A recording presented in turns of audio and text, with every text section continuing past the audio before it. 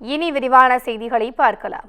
தமிழகம் முழுவதும் வாக்குச்சாவடி நிலை அலுவலர்கள் வீடு வீடாக சென்று வாக்காளர் பட்டியலை சரிபார்க்கும் பணி இன்று தொடங்குகிறது. அடுத்த ஆண்டு ஜனவரி 1ஆம் தேதியை தகுதி ஏற்படுத்தும் நாளாக கொண்டு புகைப்படத்துடன் கூடிய வாக்காளர் பட்டியல் திருத்தப் பணிகளை இந்திய தேர்தல் ஆணையம் அறிவித்துள்ளது.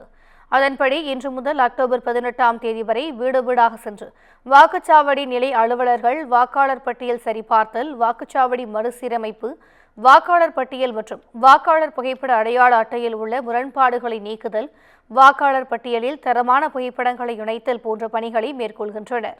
இவ்வாறு பெறப்படும் விவரங்கள் உரிய செயலியில் பதிவு செய்யப்பட்டு சரிபார்க்கப்பட உள்ளது.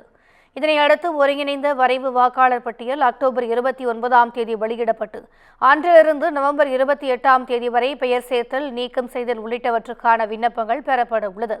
இந்த விண்ணப்பங்கள் வரும் டிசம்பர் 24ஆம் தேதிக்குள் பரிசீலிக்கப்பட்டு 2025ஆம் ஆண்டு ஜனவரி 6ஆம் தேதி இறுதி வாக்காளர் பட்டியல் வெளியிடப்பட உள்ளது.